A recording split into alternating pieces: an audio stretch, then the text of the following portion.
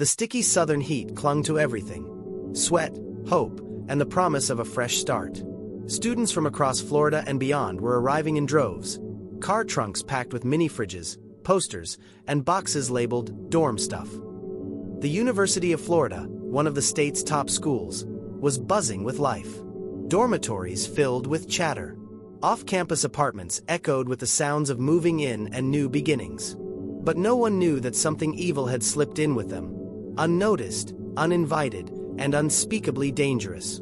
It was supposed to be the start of something great. For Christina Powell, 17, and Sonia Larson, 18, it was their first week as roommates. They had just met. Christina was quiet, shy, a recent high school graduate who wanted to major in architecture. Sonia was more outgoing, loved by her family for her sunny personality and her strong Christian faith. They were excited to begin their lives in Gainesville, far from their sleepy hometowns. They settled into their small off-campus apartment at Williamsburg Village, a safe, quiet complex popular with students. They were two of the thousands of young people chasing the dream of independence, adulthood, and a college degree. But by Sunday, August 26th, they were dead. The last known sighting of the two girls was on Friday. They had dinner, ran some errands. Sonia called her parents to check in. Christina wrote in her journal. By Saturday night, their families were starting to worry. Neither girl was answering their phones. On Sunday morning, Christina's parents grew frantic. Her father, Frank Powell, drove to Gainesville. He asked the apartment manager to open the door. What he saw inside would haunt him forever. Sonia was the first to die. She had been asleep in her bed when the killer crept in with a K-bar knife, a large combat-style blade. He taped her mouth shut, stabbed her to death, and left her body posed on the bed. Christina was forced to endure something even worse. After binding and raping her, the killer stabbed her in the back multiple times, then dragged her body into the living room and posed it grotesquely. Arms raised above her head, legs spread unnaturally. He had washed her body with soap and vinegar, trying to destroy evidence. There was no forced entry. The killer had used a screwdriver to pop the lock. He didn't steal money or electronics. He didn't act in a hurry. He stayed in their apartment long enough to commit his atrocities, clean the scene, and even eat food from the fridge. He wasn't just a murderer. He was deliberate, patient, and he wanted to send a message. Just as Gainesville police began their investigation into the Powell Larson murders, another disturbing call came in, just 24 hours later. Krista Hoyt, an 18-year-old Santa Fe Community College student and part-time sheriff's office clerk, hadn't shown up for work. Her co-workers knew her as reliable, punctual. They went to check on her. The door was locked, so deputies forced their way inside. Krista was dead, and what they found was beyond comprehension. She had been attacked in the middle of the night. Like the others, she had been bound, raped, and stabbed. But this time, the killer took his brutality to an even more deranged level. He decapitated her.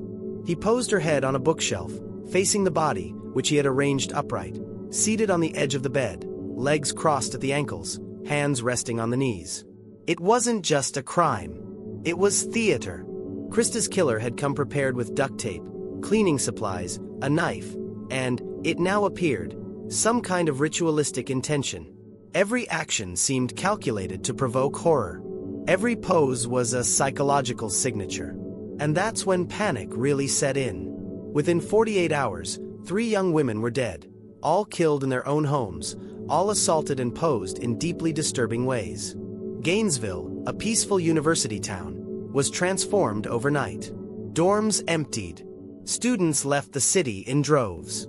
Those who stayed behind huddled in groups, sleeping in shifts, moving furniture against the doors, buying baseball bats and pepper spray. Police patrolled around the clock. Helicopters circled above. There were whispers of a serial killer. A name began to float through the media and student population alike. The Gainesville Ripper. The press descended. Satellite trucks clogged parking lots. The university issued official statements, but fear spread faster than facts. Rumors ran rampant. Were there 5 victims? 10. Was the killer targeting only women? Was he watching from the trees? There were no answers. Only blood, silence, and shadows. Despite the massive police response, including the FBI and Florida Department of Law Enforcement, no one had been arrested. The public demanded answers, and officials struggled to keep pace. There were no clear suspects. No witnesses had seen anything. The killer left almost no forensic evidence. Whoever he was good. Too good. But the worst wasn't over. On Monday, August 27th, just a day after Krista Hoyt's body was discovered, the killer struck again. And this time, there was a witness. A neighbor heard something. But it was already too late. Tracy Poles, 23, a confident, smart law student, and Manny Tabawada, 23, her longtime friend and roommate, were attacked in their apartment just off campus. Manny, a former football player and large, strong man, likely fought back, but the killer was faster, more prepared. Manny was stabbed dozens of times and left in a pool of blood in the hallway. Tracy, who tried to lock herself in her room, was no safer. The killer broke down the door, raped her, and posed her body, the same chilling ritual. He then turned up the air conditioning to slow decomposition and wiped down the apartment again. This time, though, something was different. A footprint. A pubic hair. Finally, a clue. But would it be enough? As the body count reached 5 in just 4 days, Gainesville was no longer just afraid. It was paralyzed. The university considered shutting down the semester. People slept with butcher knives under their pillows. Stores ran out of locks, chains, and weapons. This wasn't just a string of murders. This was a reign of terror. And the killer wasn't finished yet. The sun beat down on Gainesville, but inside homes and apartments, students huddled together in fear. Fear of walking alone. Fear of the dark. Fear that the next knock on the door wouldn't be a friend, but something far more sinister. It had been just 4 days, and already 5 students were dead, slaughtered in the most grotesque, deliberate, and theatrical ways imaginable. This wasn't ordinary violence. It was intimate, staged. A message, carved in blood and silence. But there was something else now, something darker than fear. It was the slow realization that the killer was not just outsmarting the police. He was playing with them. The double homicide of Tracy Poles and Manny Tabawada sent shockwaves through Gainesville. The killer had taken on a new kind of risk. Manny wasn't a small woman. He was a large, athletic man, over 6 feet tall, built like a linebacker. This time, the killer hadn't just broken in to prey on someone defenseless. He'd fought and won. Manny's friends were devastated. He was well-liked, smart, and protective. Some believed he may have tried to defend Tracy and paid with his life. But it didn't matter. The end result was the same. Tracy was raped and stabbed, her body posed and cleaned, just like the others. The killer had managed to kill them both without leaving much behind. But the small mistakes he did make, they mattered. Investigators recovered a bloody palm print on the wall, along with a pubic hair that didn't belong to either victim. They also found a single shoe print, the same type that had been found at the earlier crime scenes. A faint but growing forensic thread was emerging. More tellingly, the pattern was hardening. All victims were students. All were attacked in the early morning hours. All female victims were young, white, brunette, and petite, and all had brown eyes. All were sexually assaulted, stabbed to death, and posed after death. The killer took time to wipe down the bodies and clean the crime scenes, indicating planning, ritual, and control. He wasn't killing in rage or panic. He was killing for power, and he was savoring every second of it. By now, Gainesville had become a city under siege. Students fled in droves, some packing their cars and driving back to their parents' homes without even withdrawing from classes. Campus security was overwhelmed. Students who remained slept in groups, sometimes pushing dressers against doors or lining up air horns and makeshift traps. Some stayed up all night. Some took turns standing guard. Police scanners became background noise in nearly every student apartment. Lines at sporting goods stores stretched out the door, not for camping gear, but for knives, baseball bats, and anything that could be used in self-defense. The university issued safety bulletins. The media released tips on securing sliding glass doors. Everyone was a suspect.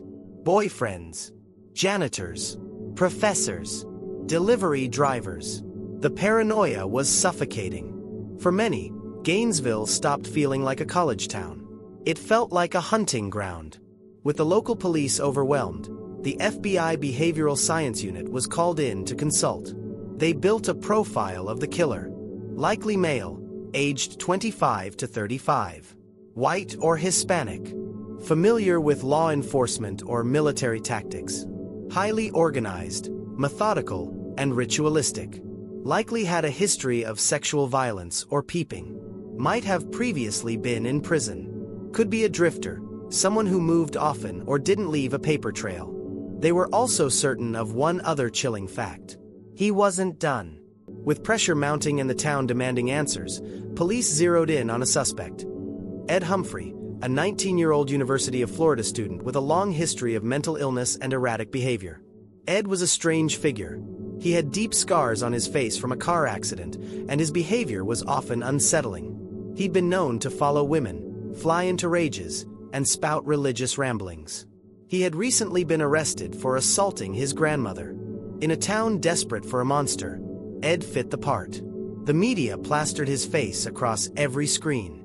He was labeled troubled, violent, and dangerous. Gainesville residents breathed a little easier. Finally, they thought they had their Ripper. But behind the scenes, investigators weren't convinced. Yes, Ed was unstable. Yes, he was violent. But he didn't have a criminal record that matched the surgical precision of these murders. And most importantly, his DNA didn't match the pubic hair found at the scene. Police had a scapegoat, but not a killer. The Ripper was still out there. With every murder, one thing became clear. The killer wasn't just trying to kill. He was trying to be remembered. His staging of the bodies wasn't random. It was ritualistic. Almost like artwork. He posed the corpses in grotesque, dehumanizing ways. Arms above their heads, legs spread, heads facing bodies, mirrors positioned nearby.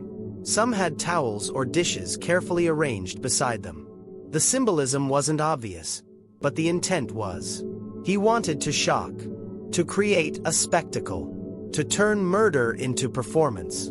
Investigators coined the term posing, differentiating it from staging, which is done to mislead police. Posing was different. This wasn't to confuse. It was to terrify. He was telling them something.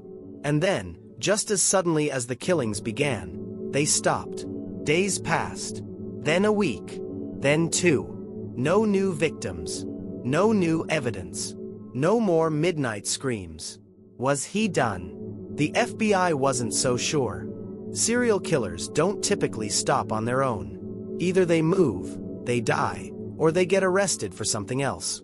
But the lack of new murders left police scrambling. They had no solid suspect, no murder weapon, no clear connection between victims, other than being students. Nothing tied them all together except death. Then, in a small town 40 miles away, a bank robbery led to the arrest of a drifter. A man who had no ID, used aliases, and was found living in a campsite in the woods. His name was Danny Rolling, and he would turn out to be far more dangerous than anyone knew. Rolling's campsite was deep in the woods near a small stream, hidden from the view. When the police searched for it, they found a black bag, buried beneath some brush. Inside was a treasure trove of horror. A blood-stained screwdriver, a K-bar knife, duct tape, gloves, cleaning supplies, a pair of pants with blood matching Tracy Poles. And most damning of all, audio cassettes, recorded by Rolling himself, in which he sang about murder, rage, and God. The Gainesville Ripper hadn't disappeared. He was in custody, singing his confessions from behind bars. He was a drifter, a thief, a stalker, and a killer. But before any of that, he was a boy, born into violence, raised in fear, and taught to suppress his humanity. This is the story of Danny Harold Rolling, the man who became the Gainesville Ripper. Danny Rolling was born on May 26, 1954, in Shreveport, Louisiana, the son of a deeply abusive father and a mother too broken to protect him. His father, James Rolling, was a Shreveport police officer, a man known for his strict discipline and short fuse. He never wanted children, and he made that clear. From infancy, Danny was beaten for the smallest infractions. He was just 1 year old the first time his father held him up by the neck and beat him for not crawling properly. His mother, Claudia, tried to leave several times, but always came back, usually after James threatened to kill her or the children. Danny and his younger brother were routinely locked in closets, beaten with belts and sticks, or humiliated in public. When Danny showed signs of mental instability, his father scoffed. Instead of getting help, he got more punishment. As Danny grew older, so did his instability.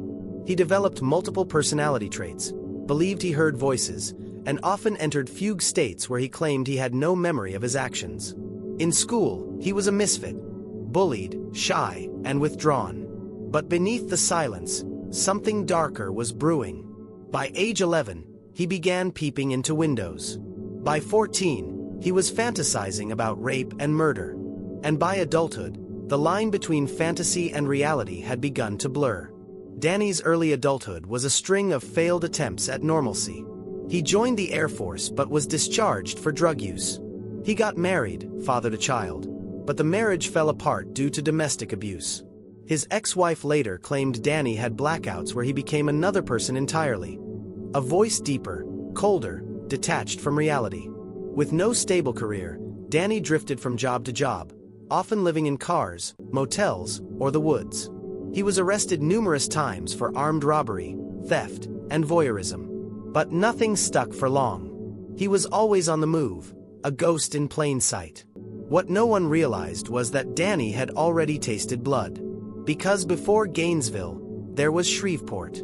3 years before the Gainesville murders, on November 4, 1989, a family was brutally murdered in Shreveport. William Grissom, 55, his daughter Julie, 24, and his grandson Sean, 8. All were stabbed to death in their home. Julie's body had been posed, her hair spread out like a halo on the bed, a towel draped delicately over her lower half.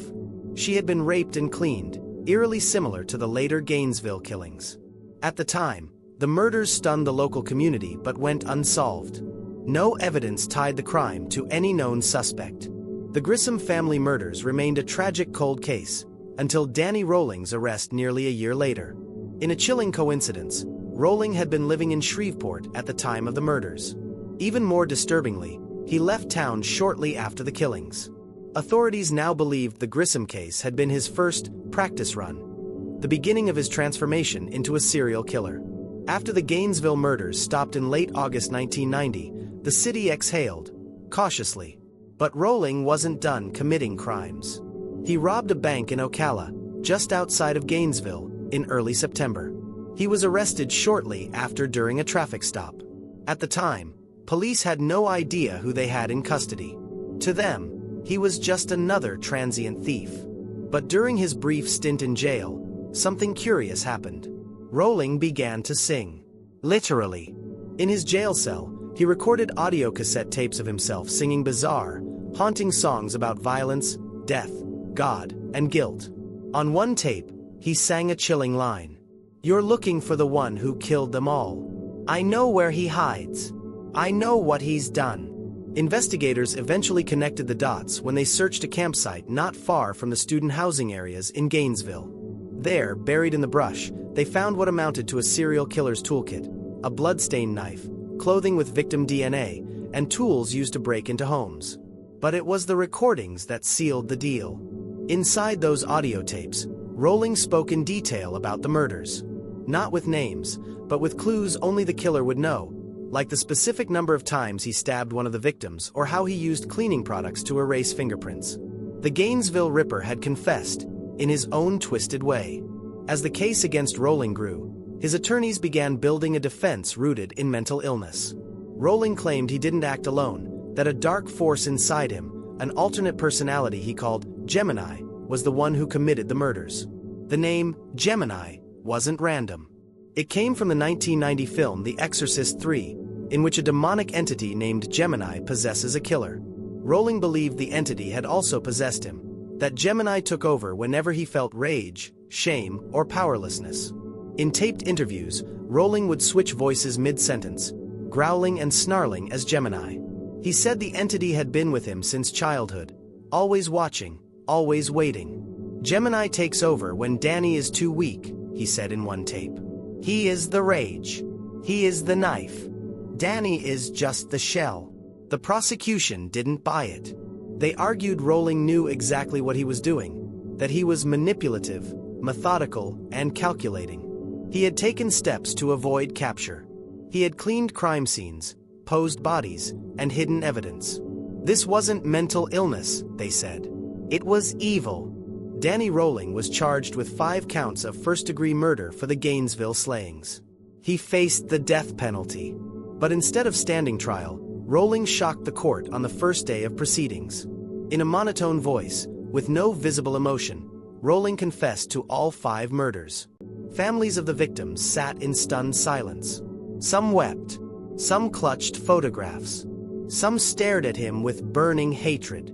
He offered no apology, only a statement. There are things you don't understand about what drives a man like me. I can't explain it, but I'm sorry for what I've done. You may never forgive me, and that's okay. His defense team attempted to present mitigating evidence about his childhood abuse, mental illness, and lack of support systems. But the jury was unmoved. In 1994, Danny Rolling was sentenced to death. But he wasn't done speaking. In the years that followed, as Rolling awaited execution on Florida's death row, he began corresponding with a journalist, author Sandra London. In their letters and interviews, Rolling confessed to other murders. He confirmed he had killed the Grissom family in Shreveport. He even claimed to have committed dozens more violent acts across several states.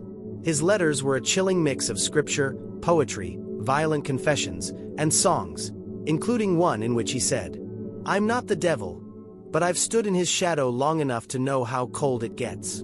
He painted, wrote music, and continued to blame Gemini for the killings. But behind bars, there were no more victims.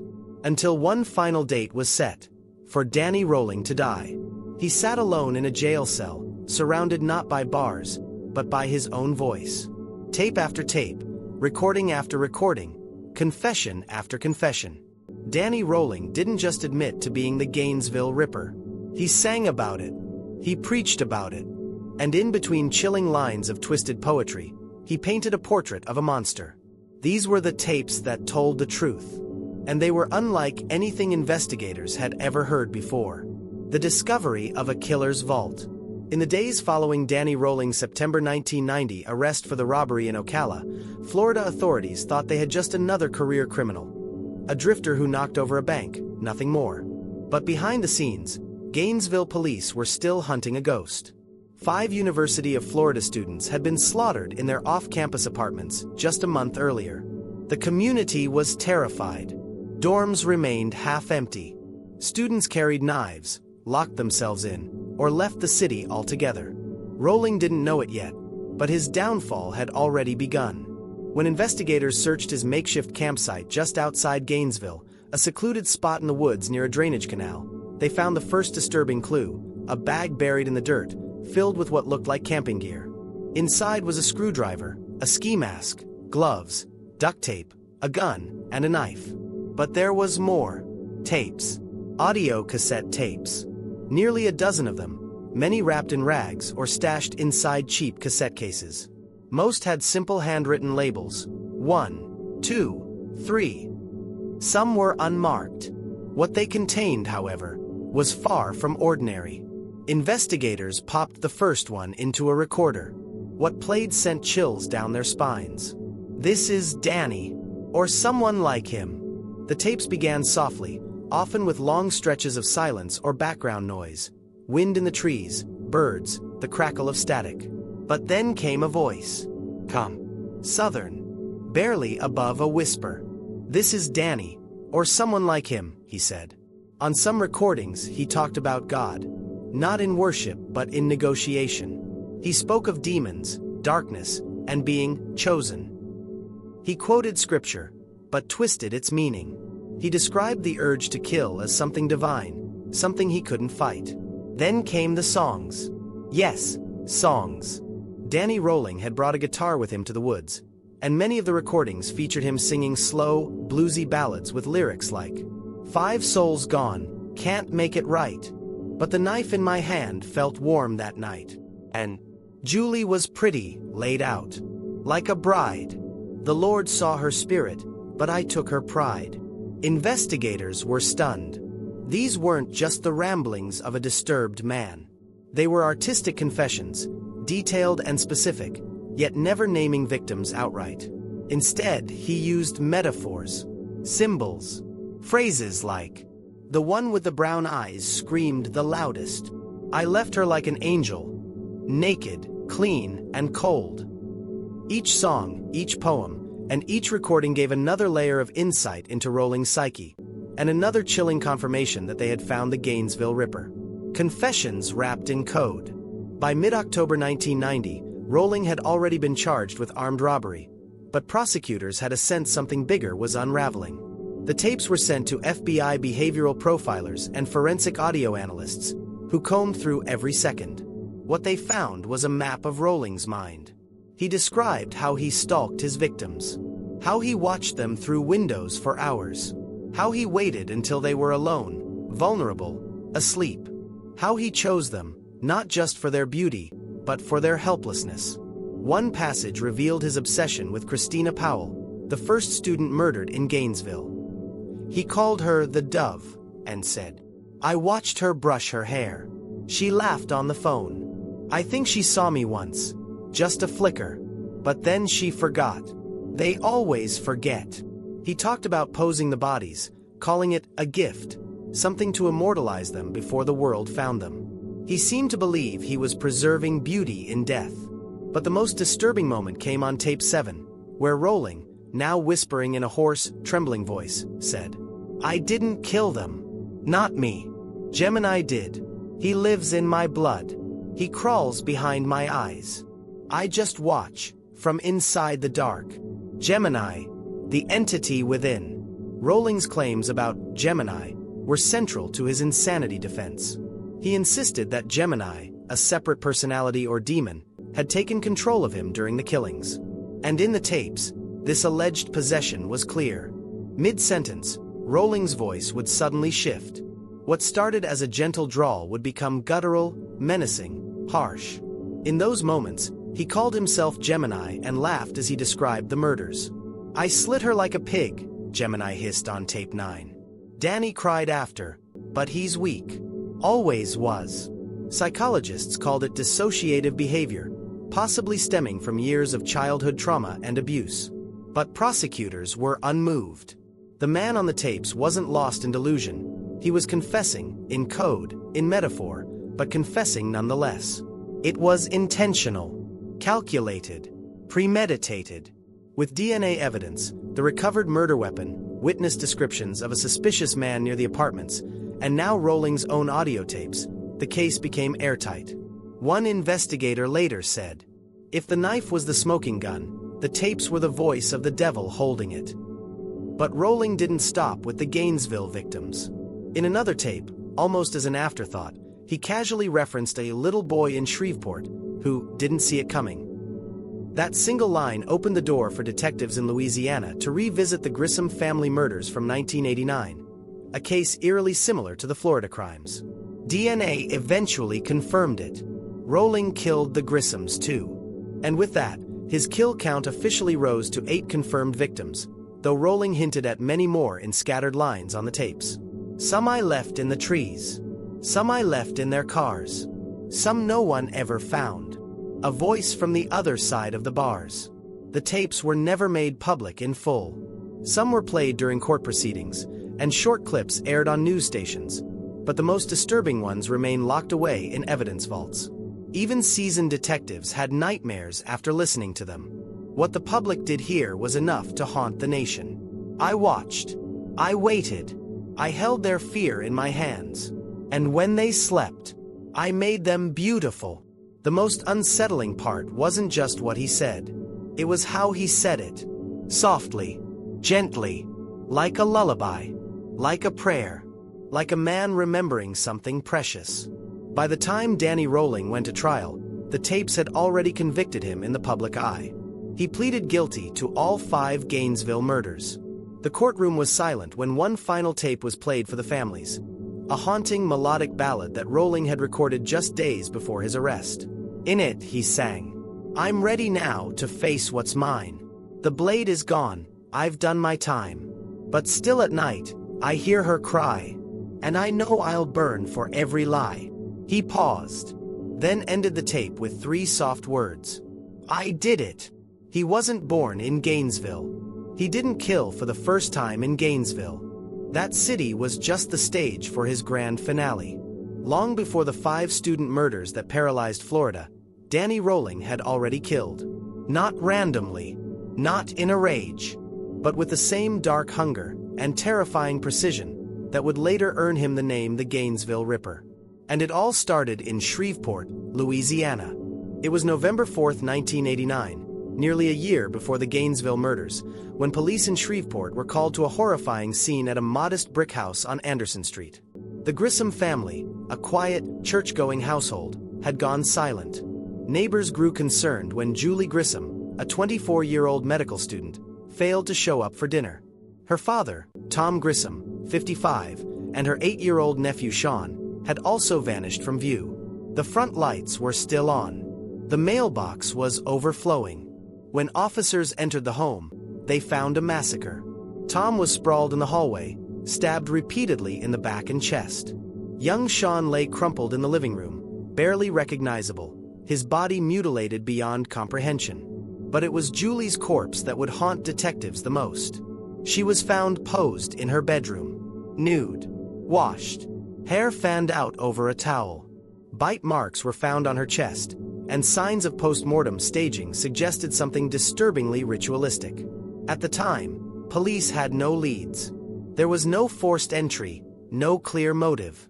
No one could understand why anyone would want to slaughter a family so brutally and so theatrically.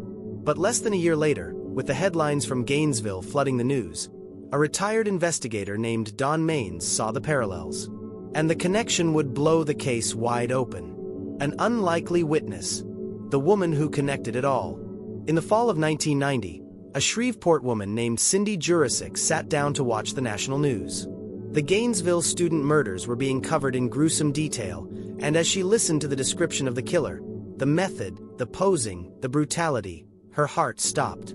Because she'd heard something disturbingly similar before. 2 years earlier, her then-boyfriend, Danny Rolling, had told her something late at night.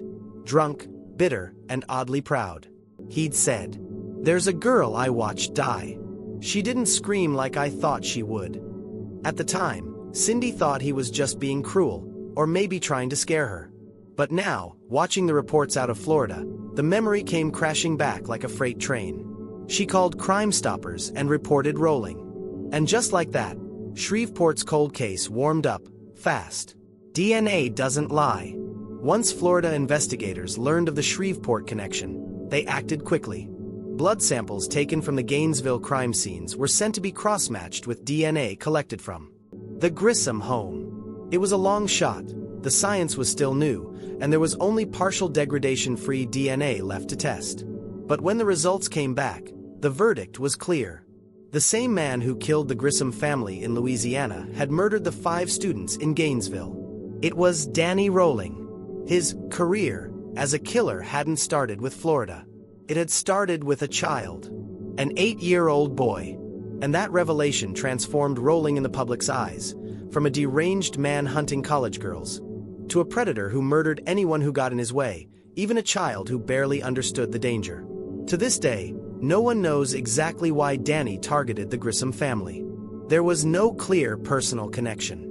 No evidence that he knew them intimately. But authorities believe he spotted Julie Grissom in public, at church, at the store, perhaps at her college campus, and became fixated. Obsessed. The same way he would later stalk his Gainesville victims, watching from shadows, studying routines, noting when she was alone. But Julie wasn't alone. And Danny Rolling didn't care. He slaughtered her father and nephew to get to her.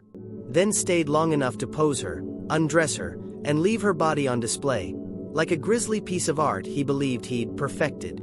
It was his first known kill, and it was a dress rehearsal for what was to come. Now, with the Grissom murders linked, Rolling's pattern emerged more clearly than ever.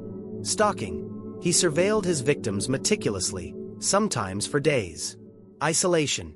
He chose those who were alone, or eliminated anyone who wasn't. Break-in. There was often no forced entry. He'd pick locks, slip in through sliding doors, or exploit unlocked windows. Overkill. He used excessive force. His victims didn't die quickly. They died violently. Staging. Perhaps the most disturbing hallmark.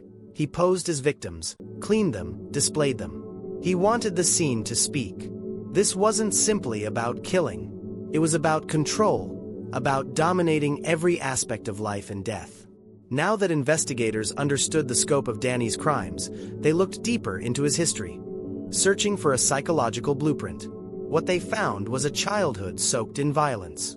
His father, James Rowling, was a Shreveport police officer and an abusive tyrant who beat Danny regularly, often for imagined infractions.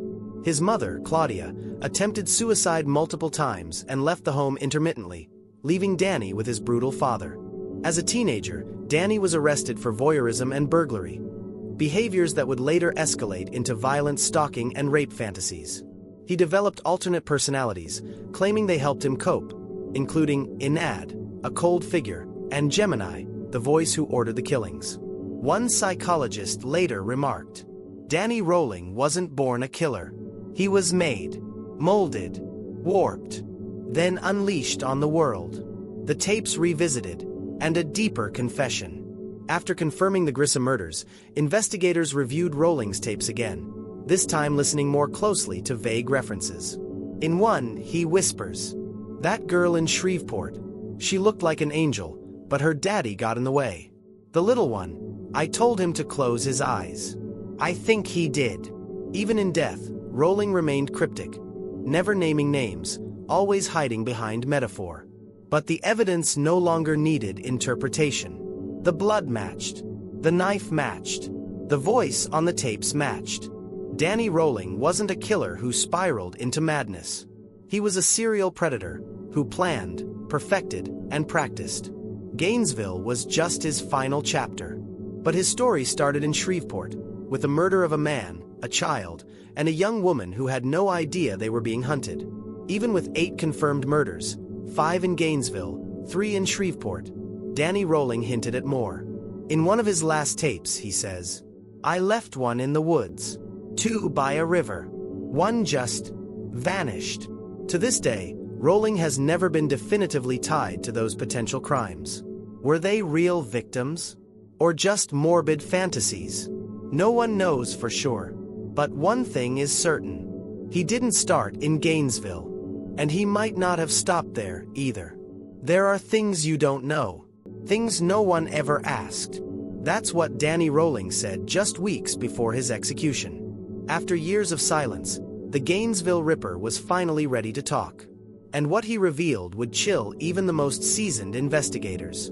This was not a man seeking forgiveness. He wasn't begging for mercy. He simply wanted the world to hear his story, his version, before the state of Florida shut him up for good. On April 20, 1994, nearly 4 years after the Gainesville student murders, Danny Rowling sat motionless as Judge Stan Morris sentenced him to death.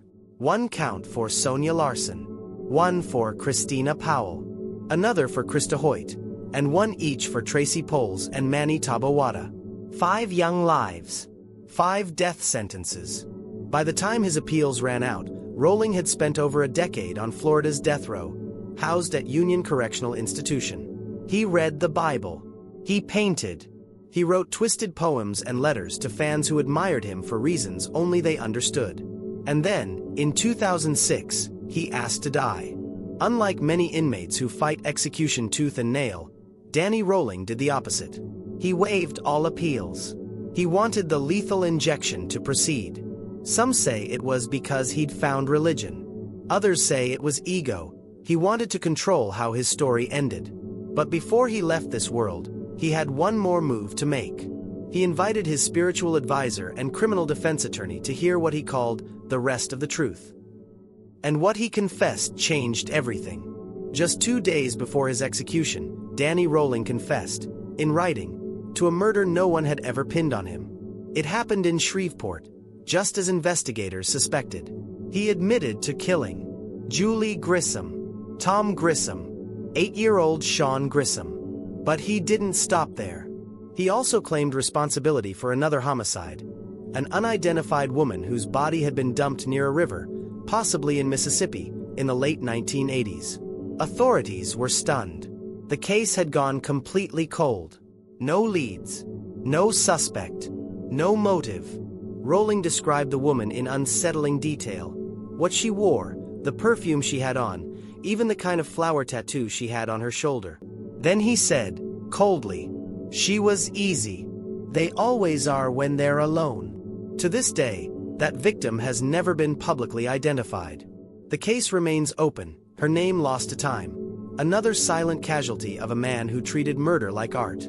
On October 25, 2006, at exactly 6:13 p.m., Danny Rowling was led into Florida's execution chamber. Witnesses packed the viewing area.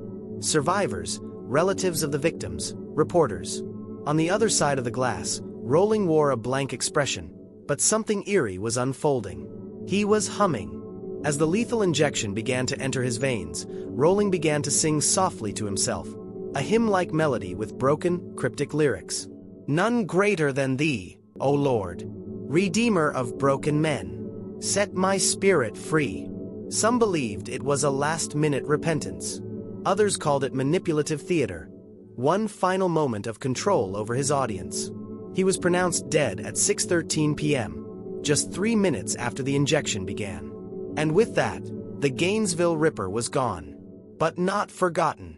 The wounds that never healed. For the families of the victims, Rowling's death brought relief. But not closure. Manny Tabota's brother, Mario, stood outside the prison that night and told reporters, "There's no satisfaction in watching a man die.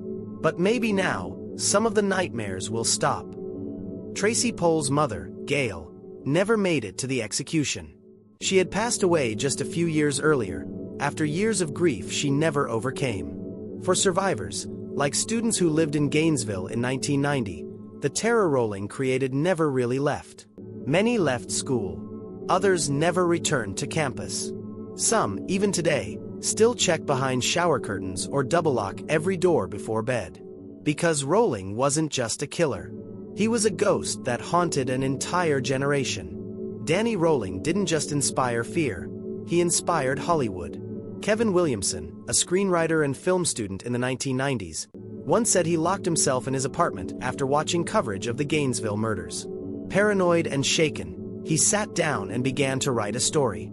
That script would eventually become the 1996 horror classic, Scream. The movie's opening scene, a young woman alone in her house, stalked and butchered by an unseen killer, was directly influenced by Rowling's crimes. So was the idea of a murderer who posed bodies and called attention to the spectacle of violence. Rowling's twisted legacy had bled from crime scenes into pop culture. And maybe that's what he wanted all along.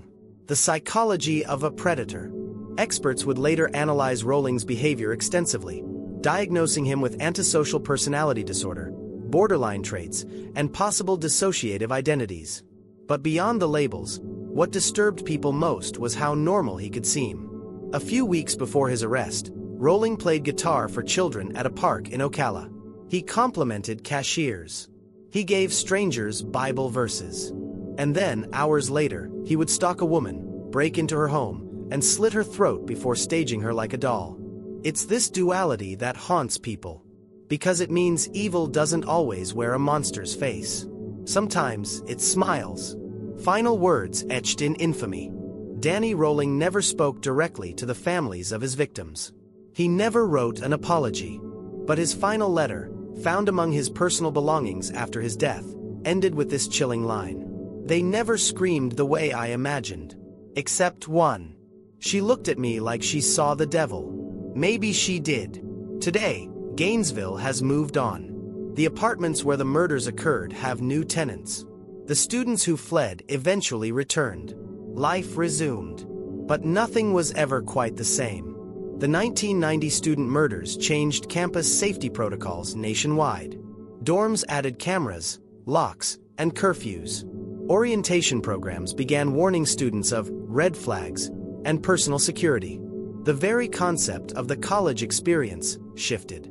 Because if it could happen in Gainesville, a sleepy college town in sunny Florida, could happen anywhere. When college became a nightmare. When innocence was slaughtered in its sleep.